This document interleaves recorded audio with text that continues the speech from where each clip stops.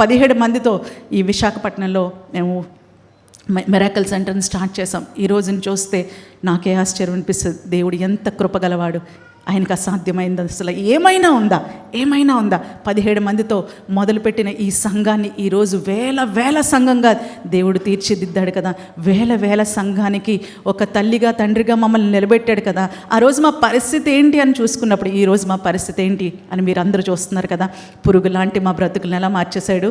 నురిపిడి మ్రాను అంటే నలిపేసేవారు అంటే అదేదో శత్రువుని నలిపేయడం ఒకటే కాదండి.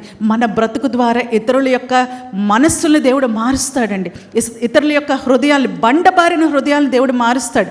మన జీవితాల్ని, మన సాక్ష్యములు చెప్పినప్పుడు దేవుడు ఇతరుల యొక్క జీవితాలను మారుస్తాడు. వారి జీవితంలో విశ్వాసము, దేవుని పట్ల విశ్వాసం పెంపొందించబడుతుంది కదా. వెరవబడినప్పుడు మనం అడుగుతాం, ఎందుకు ప్రభా ఇలా విరుస్తున్నాం, ఎందుకు ప్రభా ఇలా నలిగిపోయే స్థితి అని మనం అడుగుతాం. కానీ ఎందుకు విరుస్తాడో తెలుసా? పంచి పెట్టడానికి విరుస్తాడు.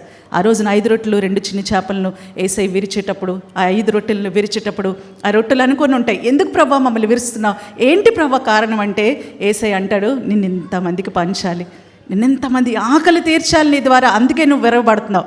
ఈరోజు నీకున్న శ్రమ ఎందుకు ప్రభా, నేను ఎందుకు పురుగులా ఉండాలి ప్రభా అని నువ్వు అడిగినట్లయితే దేవుడు అంటాడు, నువ్వు విరవబడితేనే అనేక మంది ఆకలి తీర్చబడుతుంది. ఈరోజు నువ్వు విరవబడితేనే, శ్రమల గుండా వెళ్ళినప్పుడే రేపటి దిన నీ సాక్ష్యము, నీ మాట, నీ జీవితము అనేక మందిని బ్రతికిస్తుంది, అనేక మందిని దేవుని తట్టు తిప్పుతుంది, అనేక మంది విశ్వాసము బలపరచబడుతుంది అని చెప్పి దేవుడు నీతో చెప్తున్నాడు.